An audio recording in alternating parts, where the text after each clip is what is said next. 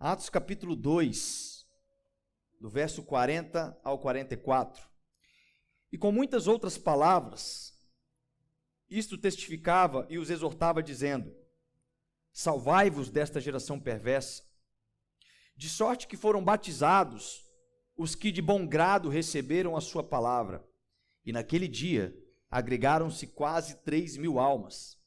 E perseveraram na doutrina dos apóstolos, e na comunhão, e no partir do pão, e nas orações. E em toda a alma havia temor, e muitas maravilhas e sinais se faziam pelos apóstolos. E todos os que criam estavam juntos, e tinham tudo em comum. Bom, como eu disse, nós já falamos sobre a terra e a semente. Nós falamos sobre a coifa, que é o primeiro estágio da raiz, quando ela começa a crescer. A coifa que vai ter a função de perfurar a terra até encontrar, no exemplo que nós usamos do cedro do Líbano, o lençol freático para poder ter água. E hoje nós vamos falar sobre outras duas partes em conjunto da raiz, que é a zona lisa e a zona pilífera. Isso aqui não é só um sermão, é uma aula de biologia, né, irmãos? A zona lisa, que é aquela que está destacada naquele exemplo ali, que é a região na qual as células alongam-se, permitindo o crescimento em comprimento da raiz. E essa região, ela não apenas possui alguns milímetros de crescimento, é algo assim, quase que imperceptível, mas é onde acontece o maior crescimento da raiz à medida que as células vão se alongando.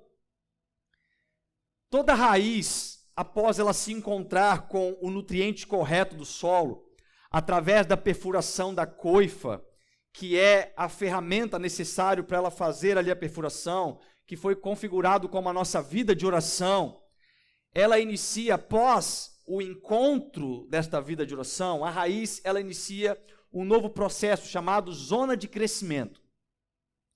E não é um crescimento tão expressivo como alguns milímetros.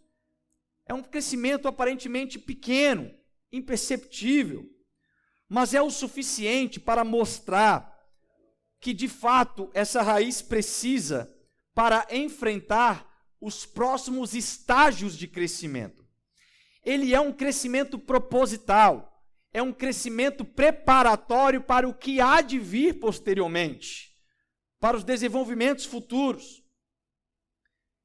Então, o crescimento, o que é o crescimento? O crescimento da igreja não é feito pelos homens. Biblicamente, nós vamos ver que o crescimento da igreja é feito pelo Espírito Santo, mas acontece através dos homens. Quem dá o crescimento é o Espírito Santo, mas usa-se os homens como ferramentas nas mãos de Deus. Em 1 Coríntios, capítulo 3, no verso 7, nós lemos que: pois quem é Paulo e quem é Apolo, senão ministros pelos quais crestes, e conforme o que o Senhor deu a cada um? Eu plantei, Apolo regou, mas Deus deu o crescimento. Por isso, nem o que planta é alguma coisa, nem o que rega, mas Deus que dá o crescimento. Aqui nós temos duas afirmações. Uma, Deus dá o crescimento, mas Ele usa um para plantar e Ele usa outros para regar. Ele usa os homens para fazer parte do processo de crescimento da igreja que se auto-edifica. O crescimento de uma raiz tem finalidades específicas. Esta zona lisa, ou zona de alongamento, na vida de um cristão, é um estágio extremamente necessário para se cumprir uma finalidade futura na vida deste crente. Sempre que você for perseverante no primeiro estágio, que é a coifa, que é a nossa vida de oração, quando você se encontrar no seu processo de perfurar o solo da intimidade com Cristo, de se enraizar em uma vida de oração, sempre que você for perseverante nisso, Deus vai te permitir um crescimento. Deus vai te permitir um processo da zona lisa, a zona de alongamento, que parece pouquinho, que parece insignificante, mas ele é exatamente necessário para trazer a confirmação da sua maturidade, dos seus reflexos, se você está de fato preparado ou não para se direcionar para sair do solo. E eu separei um compilado de versículos que vai nos mostrar um pouquinho sobre esse entendimento. Atos capítulo 1, no verso 4. Veja comigo. Certa ocasião, enquanto comia com eles, deu-lhes esta ordem: não saiam de Jerusalém. Aqui nós temos uma geografia. Mas esperem pela promessa. Aqui nós temos um propósito. De meu Pai, da qual lhes falei. Atos 1, versículo 12. Então eles voltaram para Jerusalém. Obediência da geografia. A terra que precisa ser plantada. Deus tem uma geografia para todos nós, amém? Deus tem uma geografia para você. Deus tem a Jerusalém para você, a sua geografia. Então eles voltaram para Jerusalém, vindo do monte chamado das Oliveiras, que ficava perto da cidade, cerca de 1 quilômetro. Atos 1,14. Todos eles se reuniam sempre em oração. Eles já estavam no estágio da coifa. Os discípulos entenderam que eles precisavam permanecer perfurando o solo em oração, com as mulheres, inclusive Maria, mãe de Jesus, e com os irmãos de Jesus. Atos 1,15. Naqueles dias, Pedro levantou-se entre os irmãos, um grupo de cerca de 120 pessoas, que eram as sementes que estavam perseverando ali, na vida de oração. Atos 2:1, chegando o dia de Pentecoste, estavam todos reunidos num só lugar. Essa foi difícil, né? Que determina perseverança. Aí em Atos 2,14, continuando, fala: então Pedro levantou-se com os 11, que mostra uma unidade. Pedro não levantou sozinho, ele levantou com os 11. E em alta voz dirigiu-se à multidão: homens da Judéia e todos os que vivem em Jerusalém, deixe-me explicar-lhe isto, ouçam com atenção. E ele começou a pregar um sermão, e aí quando a gente chega lá em Atos 2,41, diz: os que aceitaram a mensagem foram batizados, e naquele dia houve um acréscimo de cerca de 3.000 pessoas, que é este crescimento, que não é o crescimento da igreja. Eu quero mostrar de uma forma figurativa que esta foi a zona lisa destas raízes. A zona lisa que este povo viveu nesta sequência de atos que nós começamos. E eu vejo aqui a responsabilidade que temos quando nós começamos a compreender o processo de crescimento da raiz, que não pode ser com um propósito humanista, não pode ser de forma individual, mas um propósito coletivo. Ele precisa estar vinculado sobre a restauração de todos aqueles que precisam. Irmãos, os apóstolos, eles não marcaram para este evento de Atos 2, versículo 41, eles não marcaram uma programação específica. Eles não marcaram um trabalho e fizeram uma panfletagem. Eles não divulgaram para o povo da Judéia. Eles não divulgaram nas redes sociais. Eles não colocaram outdoor. Eles não fizeram nada disso. Eles não convidaram um apóstolo de fora, renomado, para que atraísse multidões. Eles não fizeram nada disso. A única coisa que eles fizeram foi estar como semente na terra certa, compreendendo o propósito que havia de forma coletiva e se mantendo em uma vida de oração, que é a coifa. Quando eles fizeram isso, Deus permitiu uma zona de alongamento. Quando isso aconteceu, quando isso entrou em unidade na cabeça daqueles 120, na primeira vez que Pedro e os 11 apóstolos se levantou no meio daquela reunião, 3.000 pessoas se converteram. 3.000 pessoas se converteram. Toda raiz que possui uma coifa profunda, ela desenvolve uma zona de crescimento. Da mesma forma que toda igreja que persevera unânime em uma vida de oração, ela é agregada a uma zona de crescimento. Toda igreja que entende o projeto de oração como coifa, ela vai ser permitida por Deus a participar de uma zona de alongamento. Mas qual que é a proposta do crescimento? A proposta da zona de alongamento de uma raiz não é o crescimento da árvore lá fora. A proposta da zona de alongamento de uma raiz é para desenvolver maturidade. Nós não podemos confundir a zona lisa de uma raiz com o crescimento do caule de uma árvore. São coisas distintas. A zona lisa de alongamento de uma raiz, ela vem com a proposta de trazer maturidade para que aquela raiz esteja preparada para aquilo que ela vai segurar acima da terra. A árvore, ela cresce no processo de gerar frutos, enquanto a zona lisa de uma raiz, ela cresce aquele pouquinho para trazer maturidade. É para trazer maturidade. E isso porque quando nós entendemos o tamanho do nosso propósito, nós não nos acomodamos quando recebemos um primeiro crescimento. Presta atenção. Quando nós entendemos o tamanho do nosso propósito, nós não nos acomodamos quando Deus permite um primeiro crescimento, um primeiro alongamento. A gente sabe que um primeiro alongamento, ele tem a proposta de maturidade. E não de nos acomodar. Estamos bem, a igreja cresceu, está tudo maravilhoso agora. Não. Espera aí, houve um alongamento. Então é necessário agora desenvolver maturidade.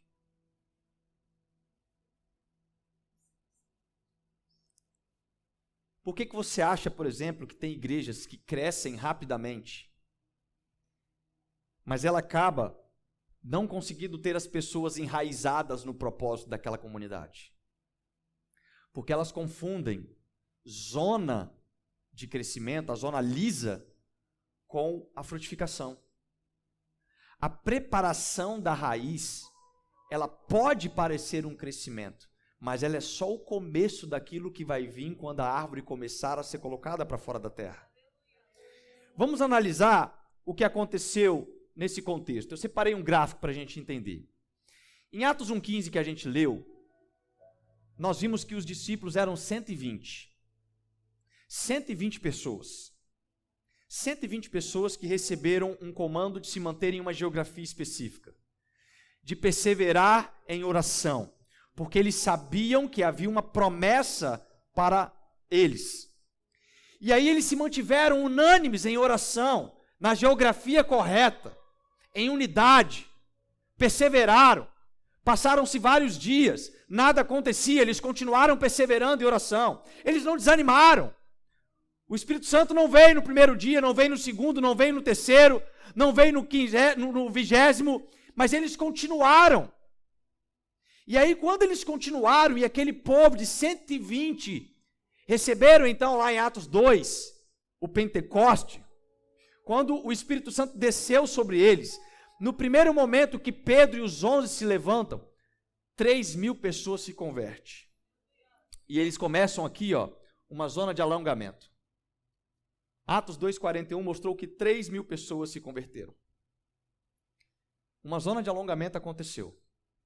Só que aí, lá em Atos capítulo 6, no versículo 1, nós vamos perceber que houve um problema com aquele crescimento. E é claro que houve um problema, porque o crescimento vai gerar problemas para ver se nós temos maturidade ou não, para continuar uma linha de crescimento. Deus não vai derramar crescimento para uma igreja se ela não tem maturidade de cuidar das ovelhas, que é do próprio Deus. A igreja funciona como uma incubadora, irmãos. Quando Deus quer encontrar a graça para um perdido, Ele vai conectar aquele perdido da seguinte forma: esse perdido vai se encontrar ao modo que uma igreja possa cuidar dele. Agora, se uma igreja não tem maturidade de cuidar de poucos, como que vai cuidar de muitos? E é isso que aconteceu em Atos 6:1. Eu já vou ler para vocês, mas troca para mim o gráfico. Nós temos Atos 6:20. Eles tiveram raízes, Atos 1,15, perdão. Nós temos em Atos 2,41 a zona lisa, mas nós temos aqui em Atos 6,1 o que precisava ser desenvolvido: maturidade. Olha o que acontece em Atos capítulo 6, versículo 1. Naqueles dias, crescendo o número de discípulos, os judeus de fala grega, entre eles, queixaram-se dos judeus de fala hebraica, porque suas viúvas estavam sendo esquecidas na distribuição diária de alimentos. Olha que maravilha, irmãos. A igreja primitiva, ela tinha crescido. Um crescimento que era pequenininho em relação ao projeto que Deus tem para a igreja. Um crescimento de 3.000. Quantos cristãos existem no mundo hoje? Era um crescimento pequeno. E judeus de todo canto daquele mundo antigo, da Europa, estavam indo para Jerusalém. Naquele momento tinham judeus que eram da Judéia, mas tinham judeus que eram da Grécia, tinha judeus que eram de outras áreas daquela região, do norte da África, judeus que estavam espalhados no mundo, começaram a ir para Jerusalém. E o texto de Atos 6, versículo 1, fala que tinha alguns judeus que eram da Grécia que tinha fala grega. Porque naquele tempo, o Império Grego, antes do Império Romano, tinha sua influência fortíssima com o idioma grego. E eles não eram somente judeus agora, mas eram irmãos em Cristo Jesus, porque eles tinham se completado quando eles reconheceram Jesus como seu Senhor e Salvador. E sabe o que aconteceu na igreja primitiva com este crescimento?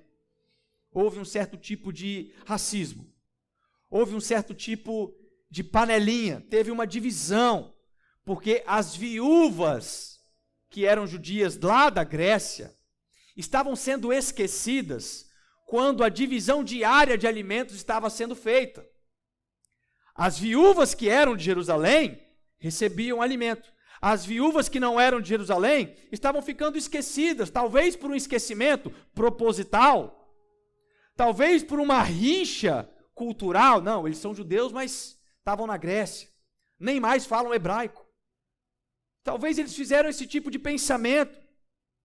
Então Deus, Ele dá o crescimento, mas antes do crescimento é preciso filtrar se existe maturidade para que esse crescimento continue ativo. Eles continuavam unidos, perseverantes, mas após um leve instante de crescimento, eles tiveram que enfrentar um processo que é a separação dos homens dos meninos. É a separação seguinte: agora nós vamos ver quem é crente, maduro, e quem está aqui por modismo. Quem está aqui porque acha legal. É bacana vir na igreja, o louvor é legal, né? O pastor Fábio é bonitão, vamos lá ver o pastor Fábio. É legal fazer isso. Mas chega um momento de uma zona de crescimento da igreja que Deus vai separar de fato quem é maduro e quem é imaturo. Porque o crescimento, ele não pode ser parcial. O crescimento que Deus tem para a igreja, ele é completo.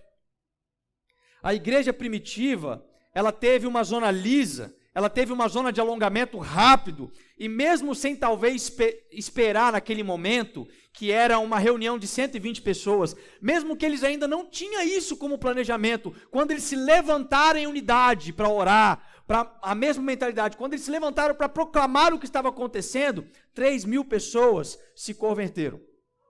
Sabe por quê? Porque eles estavam fazendo o dever de casa, irmãos. Aqueles 120 estavam fazendo o dever de casa. Estavam com o mesmo pensamento, compreendendo a expectativa na mesma promessa e mantendo uma vida de oração. Veja no verso 2 e 3 do capítulo 6. Por isso, os 12 reuniram todos os discípulos e disseram: não é certo, ou não é razoável, em algumas versões, negligenciarmos o ministério da palavra de Deus, a fim de servir às mesas. Irmãos, escolham entre vocês 7 homens de bom testemunho, cheios do Espírito e de sabedoria. Isso dá a entender que, no meio do crescimento que a igreja teve, nós temos 2 grupos. Nós temos o grupo daqueles que eram discípulos e nós temos aquele grupo que era o grupo da multidão. Aqueles que haviam sido agregados, mas ainda não haviam aprendido a ser discípulos. E quando os apóstolos fazem o requisito, eles falam o seguinte: olha, escolham 7. Isso demonstra que haviam mais de 7 pessoas que eram preparadas para aquela função. Haviam mais de 7 discípulos disponíveis para serem encarregados daquela função. Haviam mais de 7 pessoas maduras para contribuir na solução daquela necessidade. Ele fala, desses 7 precisam ter as seguintes características: tem que ser de bom testemunho, tem que ser cheio do Espírito e tem que ter sabedoria.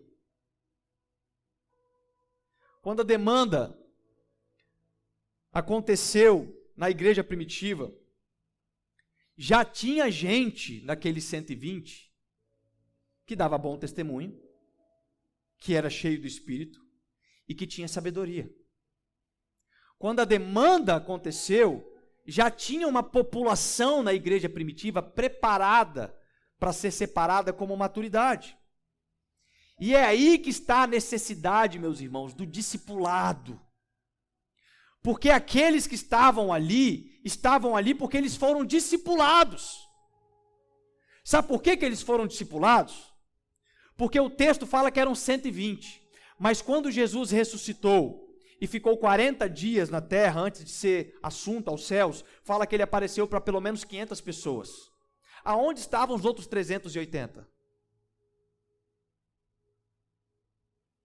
Aonde estavam os outros 380? Em qualquer outro lugar, porque provavelmente esses 380 talvez não receberam um discipulado. E aí quando eles pensaram, voltar para Jerusalém por quê? Que história é essa? Não, nós temos que voltar, nós temos que obedecer a promessa que está sobre nós. Não, eu tenho afazeres para aqui.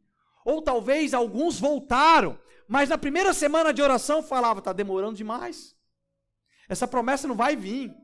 Olha, eu tenho um monte de troço para resolver, eu tenho minhas cabras para cuidar, eu tenho meus boi para alimentar, eu tenho pasto para colher lá, um monte de coisa.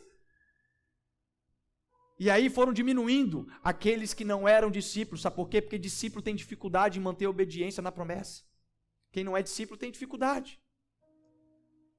Quem não é discípulo tem dificuldade de ser confrontado.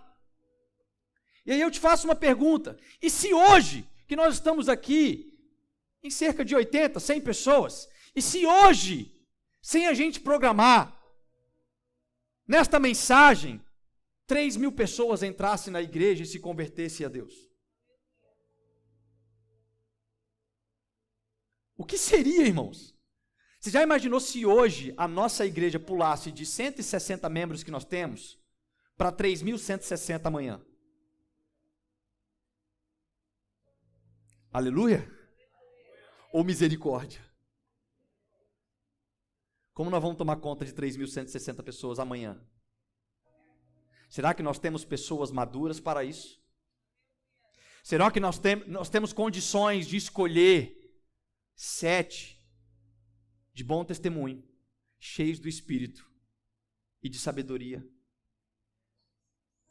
Será que nós temos pessoas hoje que estão de fato enraizados na coifa da oração?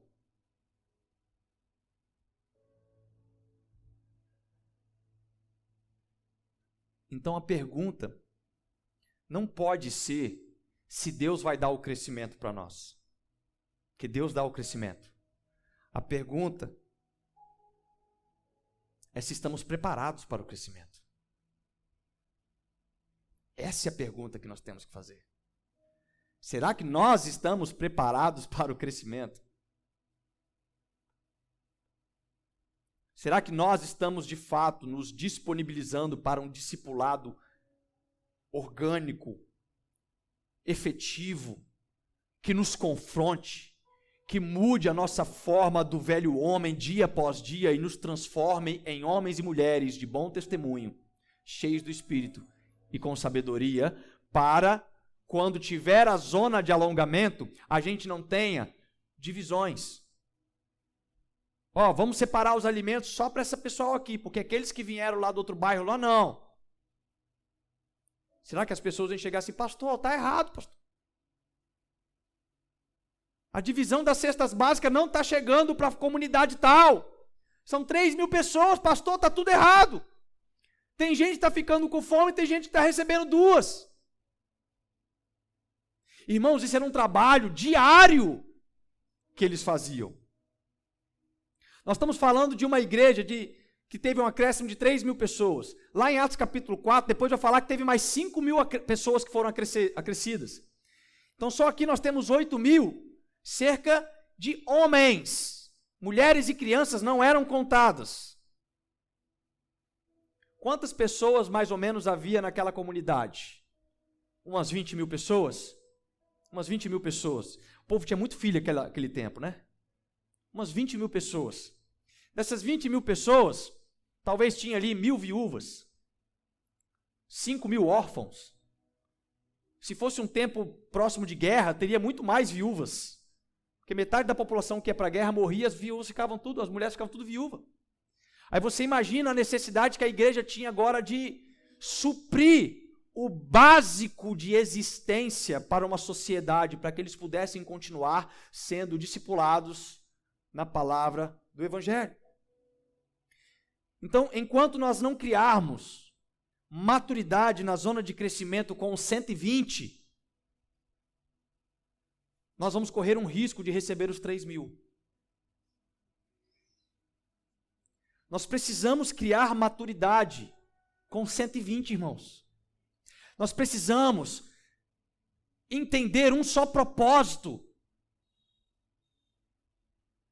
A igreja tem um propósito escrito. A igreja tem um objetivo. Esse barco, representado como parte do corpo de Cristo, ele tem um caminho para seguir. Então, se você não está indo para esse caminho, você tem que procurar qual parte do corpo de Cristo é o caminho que você tem que seguir. Mas todos nós, como um só corpo, temos que entender para remar para o mesmo lado desse objetivo. E quando isso acontece, quando chega naquela parte do gráfico que é a zona de maturidade, eu acredito que ali começa o segundo estágio da raiz, que é a zona pilífera. Nós temos então a zona lisa e acima nós temos a zona pilífera, que é também conhecida como pelos absorventes, por causa do formato que ela tem, parece um monte de pelinho. E a função da zona pilífera é a absorção de sais minerais. E por mais que os sais minerais são extremamente importantes para uma raiz, eu quero fazer uma analogia de forma contrária dos sais minerais. Porque quando uma igreja cresce na sua raiz, a gente percebeu que ela começa a absorver problemas. Porque as pessoas que estão se agregando no corpo de Cristo são cheias de problemas. Problemas familiares, problemas matrimoniais, problemas de caráter, problemas financeiros. São problemas espirituais. E essas pessoas são agregadas na igreja e elas estão cheias de problemas. Elas precisam ter alguém para falar assim, como que eu faço para abandonar este problema? Olha, eu tenho um problema com pornografia, eu tenho um problema com homossexualidade, eu tenho um problema com roubo, eu tenho um problema com mentira, eu tenho um problema com isso. Como que eu faço para abandonar? Eu preciso de alguém para me instruir na palavra de Deus. E esse significado, ele começa a fazer sentido quando nós compreendemos que a igreja, ela tem que ser visível como solução em um local onde só se absorve problemas. Quando a igreja ela começa a crescer, ela começa a absorver problemas sociais. E uma igreja que não se torna uma solução para a sociedade, ela se torna outro problema. Toda igreja que não é relevante na geografia que ela está inserida, ela é um problema. Se a gente faz a pergunta, se a igreja saísse daqui hoje, estamos desde 92 aqui, se a igreja mudasse de endereço, os vizinhos sentiriam falta ou dariam graças a Deus, foi embora? Aquele monte de crente doido, aquela barulheira todo domingo, me atrapalhava a ver o Fantástico. será que a igreja ela vai ser algo que vai dar saudade para a comunidade? Ou vai ser um graças a Deus? É por isso, irmãos, porque toda igreja que não é relevante como solução de problemas na sociedade, ela é um outro problema. Ela se transforma num problema. Se ela se torna um problema ou uma interrogação para a sociedade, de forma indireta, a culpa que a sociedade olha é em Deus. Eles falam o seguinte: eu não quero seguir esse Deus, olha o problema que é essa igreja. Eu chego lá, eu tenho problema porque o pessoal estaciona na frente da minha garagem. Eu chego lá, eu tenho problema porque aquele cristão trabalha na minha empresa e ele só dá dor de cabeça lá na minha empresa. E onde eu enxergo hoje o humanismo errôneo dentro das igrejas sendo gerado como problema? É quando nós vemos uma teologia que está disposta a te fazer ganhar mais, porém nunca dividir. É a famosa teologia da prosperidade. Está te ensinando a comer dos nutrientes, mas não te ensina a absorver dos sais minerais, que são os problemas da sociedade. Não te ensina a absorver os problemas sociais, que são colocados diante da igreja como um pedido de socorro. É uma ordenança para a igreja, cuidar dos órfãos, da viúva, do missionário, dos necessitados. Mas a cultura do crescimento humanista fez o crente se tornar egocêntrico e não cristocêntrico. A mensagem é sempre antropocêntrica, é sempre para o homem. Vem para a igreja, Deus vai te dar um carro novo, aleluia! Vem para a igreja, Deus vai te dar a chave do seu apartamento, na sua cobertura. Irmãos, prosperidade é bênção para nós. Mas o evangelho pregado em Jesus, o evangelho confirmado pelos apóstolos, mostra algo diferente. Porque eles estavam falando assim: olha, você que tem 2, venda 1 para repartir com aquele que não tem nenhum. É algo diferente, é algo com pensamento coletivo. A mensagem se tornou assim: quando eu entrei na igreja, eu só tinha um carro, agora eu tenho 3. Parece que está errado a forma de pensar sobre o que é a igreja. A prosperidade que está sobre a igreja, irmãos, é algo natural. Você vai prosperar quando você for principiante.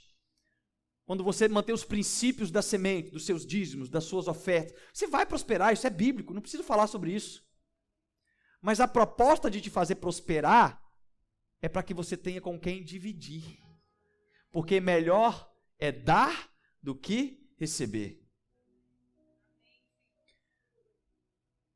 Existia um problema social e a igreja entendeu que a função dela não era afastar os problemas sociais, era absorver os problemas sociais e resolvê-los. E hoje nós vemos um problema social em várias naturezas. Mas só que a igreja parece que se isola desses problemas, passa despercebido. Ela quer fugir. Ela quer se isolar dentro de um pensamento de 4 paredes. E aí fica aqui dentro de 4 paredes, crescendo, mas crescendo de forma humanista. Falta maturidade para o crescimento que Deus de fato quer derramar sobre nós. Porque não são pessoas que querem absorver os problemas da sociedade para refletir a glória e a justiça de Cristo através da vida dela. Sabe o que Deus faz para resolver um problema na sociedade, irmãos? Ele coloca um crente lá. Sabe por que Deus te colocou no meio de um turbilhão de problema? É porque Ele quer te usar como ferramenta de solução do problema. Ele sabe que quando você chegar lá, as pessoas vão enxergar Cristo, não vão enxergar Adão. Vão enxergar Cristo, e Cristo em nós é a esperança da glória. Deus tem a solução para o problema da humanidade. E a ferramenta que Ele quer usar isso é através de você. Então, quem não recebe o nutriente correto, quando se encontra com sais minerais, acaba morrendo. Não, eu não tive nutriente lá do lençol freático. Aí quando veio o problema não. Meu Deus, entrou uma prostituta na igreja, não pode. Entrou um homossexual, meu Deus, não pode, vamos tirar, vamos repreender. A sociedade está com problema assim, vamos, chega para lá esse pessoal. Vamos nos isolar, vamos criar uma bolha para a gente fugir destes problemas. Sabe por quê? Porque você não está preparado para receber os sais minerais que é da sociedade. A sociedade tem a esperança de se encontrar com algo que possa resolver de uma forma transcendental, e Deus quer nos usar para resolver estes problemas. Todas as vezes que você não está bem nutrido nos nutrientes, você vai morrer quando receber esses sais minerais. É igual ao Mar Morto. 2014 fui em Jerusalém, tive o privilégio de ir no Mar Morto.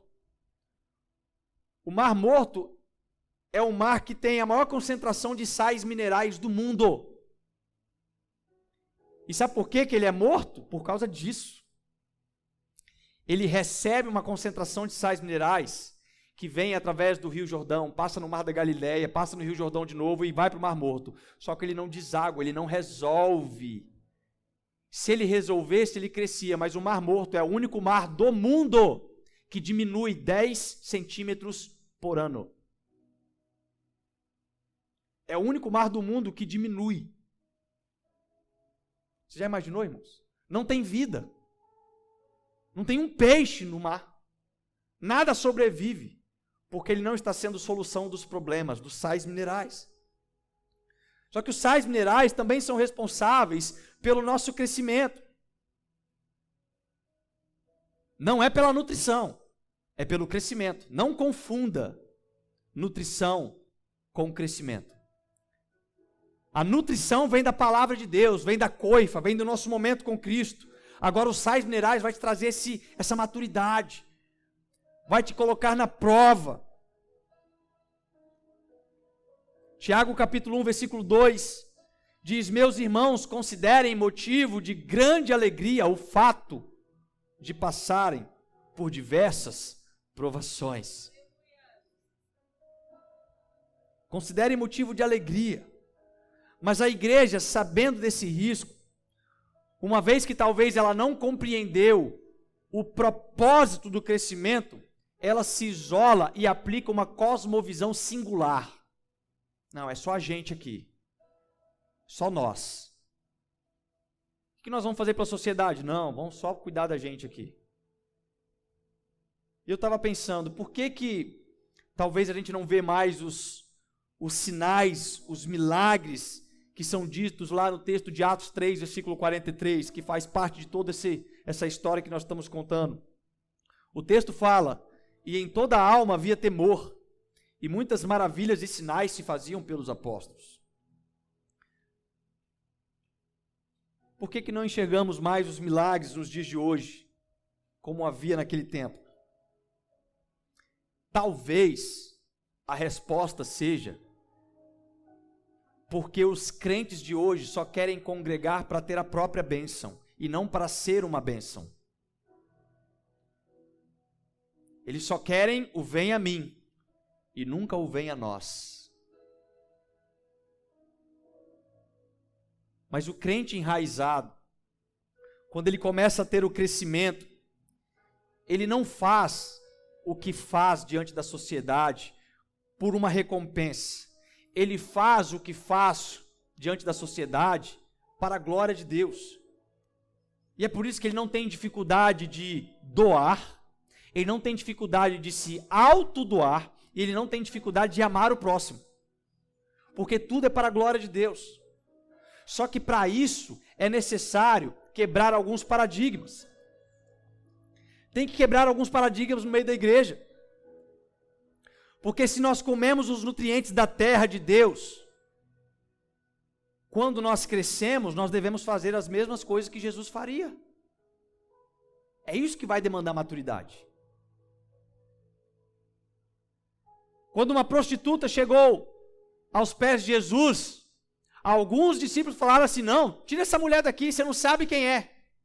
E Jesus: não, ela está lavando os meus pés com a própria lágrima. Ela está derramando bálsamo um óleo sobre mim. A forma que nós temos que pensar é como Jesus pensaria. Não é fazer divisões, não é criar panelinhas. Não, aquele povo ali não vamos dar do alimento espiritual, não. Não vamos pregar o evangelho para aquele povo ali, não. Não, vamos fazer uma característica aqui para vir só o pessoal de classe alta na igreja. Vamos fazer isso? Vamos para a gente arrecadar mais dinheiro, vamos fazer isso. Mas espera aí, desde quando foi sobre dinheiro? Desde quando, irmãos? Quando os apóstolos começaram a entender sobre o propósito, a palavra diz que aqueles que eram agregados vendiam as suas propriedades, pegavam o dinheiro e colocavam nos pés dos apóstolos. Sabe por que colocava nos pés dos apóstolos? Porque as mãos deles continuavam erguidas para abençoar o povo. Eles andavam sobre o dinheiro, eles não tinham problema com ganância, eles não tinham problema com dinheiro. O que eles queriam era cumprir um propósito. Então não é sobre fazer divisão de público, divisão de raça, se é da Grécia, se não é da Grécia, se é de Laranjeira, se não é de Laranjeira, se tem carro, se não tem carro, se é rico, se é pobre. Não é sobre isso, irmãos. É sobre compreender que Deus tem um propósito para cada um de nós, para que o coletivo aconteça. É como o caso de Paulo, por exemplo. Paulo, que antes era Saulo, era perseguidor de cristãos, matava os cristãos, maltratava os cristãos. E aí Saulo se encontra com Jesus e vira Paulo. Só que nesse encontro a Bíblia diz que ele ficou 3 dias cego em um local. 3 dias com escamas nos olhos. E aí Deus se levanta para Ananias. Atos capítulo 9 vai falar sobre isso. Deus se levanta para Ananias, ele aparece para Ananias e fala assim: Ananias, vai lá na casa de Judas, na rua da direita. Tem um homem chamado Saulo. Vai lá e ore por ele. Sabe por quê, Ananias? Porque ele é um vaso valoroso para mim. Aleluia! Aleluia! Mas sabe o que Ananias falou? Meu Deus, eu conheço esse cara. Esse cara é perseguidor de cristão. Não! Deus, pelo amor de Deus, eu sei que ele matou os cristãos, ele arrastava cristão atrás dos cavalos. Deus, tem alguma coisa errada. Ananias começou a questionar com Deus. Deus queria pegar alguém para resolver um problema. E ele questionou com Deus. Sabe por quê? Porque a gente fica nesse ponto, irmãos. Se Deus te levanta hoje e fala assim: fulano, vai lá naquela boca de fumo, às 10 horas da noite. Tem um traficante lá, que está aguardando a sua oração, porque ele é um vaso valoroso para mim. Fala aleluia agora, irmão.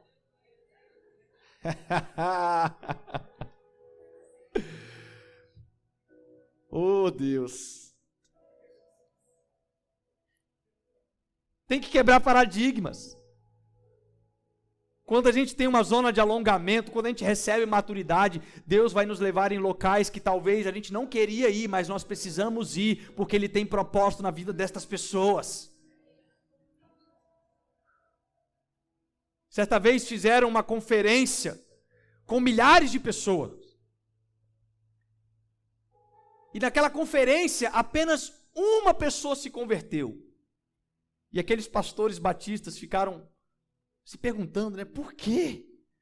Milhares de pessoas, só uma pessoa se converteu. E depois de muitos anos, aquela pessoa era Billy Graham. Um dos maiores evangelistas que nós conhecemos nos dias atuais.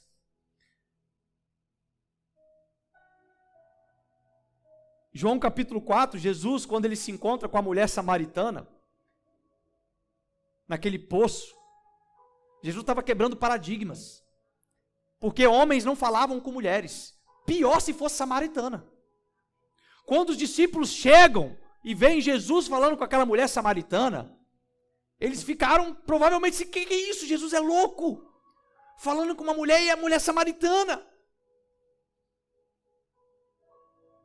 Mas Jesus estava fazendo aquilo, sabe por quê?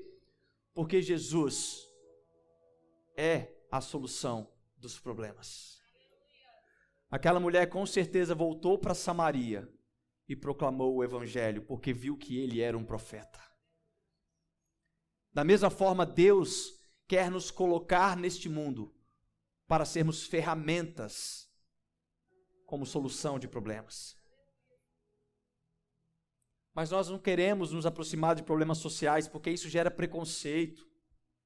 Isso gera preconceito. Uma pastora amiga uma vez falou comigo: todo mundo quer abraçar aquele irmão que usa o perfume Natura, mas ninguém quer abraçar aquele irmão que tem um perfume que ninguém atura.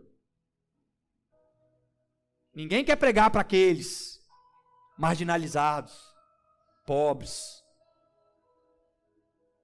Então nós não podemos receber as prostitutas, porque as prostitutas vão olhar para os irmãos da igreja. Nós não podemos, chamar os moradores de rua, porque eles vão ficar fedendo aqui no templo. Nós não podemos fazer isso. Irmão, mas nós não precisamos fazer isso aqui no templo, mas nós podemos fazer isso no nosso dia a dia, com os nossos trabalhos sociais, com a nossa forma de proclamar o evangelho. E por que não, talvez, um desses moradores de rua que estão aqui aos montes na pracinha na nossa frente, as prostitutas que estão ao redor aqui nas nossas esquinas, por que não, talvez estes não serão os próximos Paulo da nossa geração? Quem era você antes de Jesus? Quem era você antes de Jesus?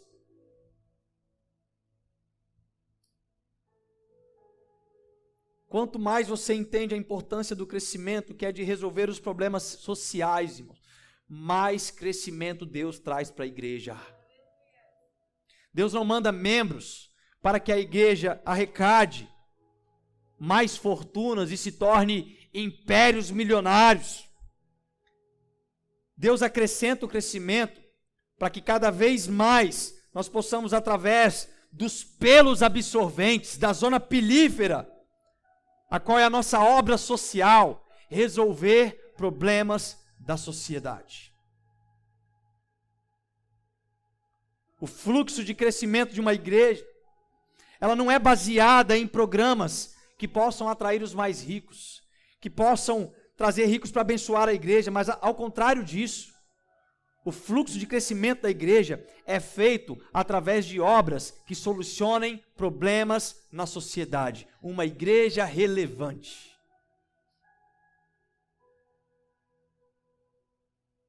Atos capítulo 2, versículo 47. Louvando a Deus e tendo a simpatia de todo o povo, e o Senhor lhes acrescentava todos os dias os que iam sendo salvos. Eu vou ler de novo. Louvando a Deus e tendo a simpatia. Em algumas versões, a graça. Eu vou usar a versão graça. Quando a igreja, ela cai na graça do povo, Deus traz o crescimento. Mas quando a igreja não cai na graça do povo, irmãos, ela cai na desgraça do povo. Isso é algo muito sério. Ela cai na desgraça do povo. E hoje nós temos diversos exemplos de igrejas na mídia que já caíram na desgraça do povo. Igrejas que se tornaram milionárias. Igrejas que estão usurpando o dinheiro do necessitado. Ah, mas essa igreja X, igreja Y, que está na mídia, ela tem as obras sociais, sim, mas a obra social não pode ser calculado por quanto que entra, é quanto que sai. Não adianta faturar trilhões e mandar R$1.000 para obra social. Você não faz história por aquilo que você ganha. Você faz história por aquilo que você dá, irmãos. Sabe por que Jesus virou a maior história de todos os tempos? Porque Ele deu a própria vida em favor de nós. Nós ganhamos a graça em Cristo Jesus. Mas agora Ele nos chama, olha, você quer me seguir? Pegue a sua cruz e siga-me. Quando Ele fala, pegue a sua cruz, Ele fala, você também vai ter que morrer. Você vai ter que dar a sua vida em prol daquilo que você crê. Não houve maior doação do que a própria vida de Jesus, e é por isso que na matemática do reino tudo é diferente. Na matemática do reino é dando que se recebe. Na matemática do reino, A multiplicação é diferente. 2 pães e 3 pães, 5 peixes, vira milhares de cestos. Na matemática do reino, irmãos, menos é mais. Então, toda vez que Deus precisa resolver um problema da sociedade, Ele planta uma igreja naquela sociedade. E a raiz que entende o crescimento com maturidade, ela absorve os problemas da sociedade para si. Deixa eu contar um testemunho que nós vivenciamos antes da pandemia. Há um tempo atrás, Deus me incomodando sobre essa questão de sermos relevantes na nossa geografia. Eu pedi para que Deus pudesse abrir a minha mentalidade de como ser útil na sociedade.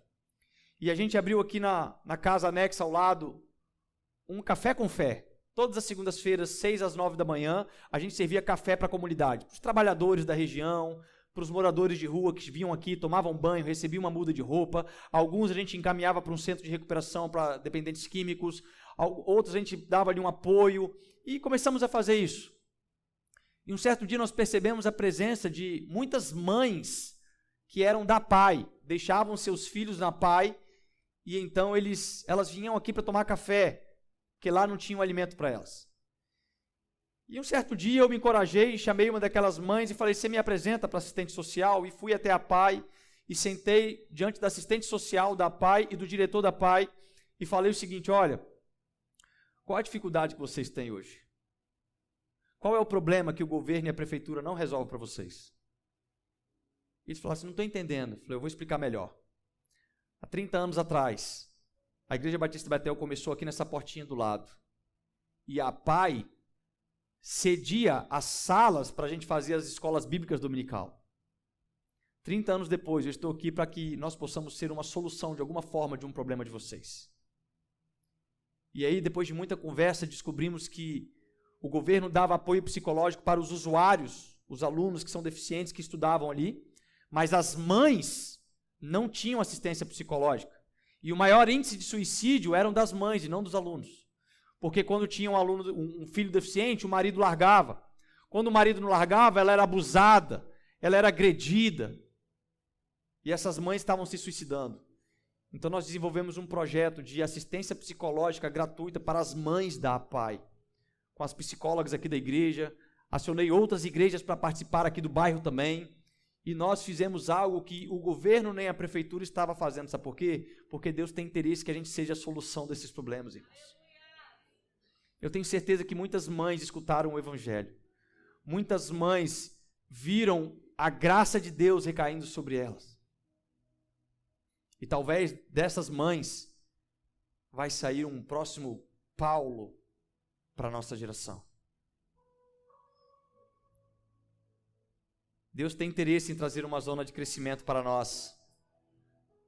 Deus vai trazer crescimento para nós. Mas a pergunta é, estamos preparados em maturidade? Estamos preparados em maturidade, irmãos? Estamos prontos? Estamos comprometidos com o propósito desta igreja? Estamos alinhados, estamos nivelados na forma de pensar, na forma de agir. Que Deus seja louvado. Que Deus tenha misericórdia de nós. E que hoje esta palavra seja uma chave na sua vida. Amém.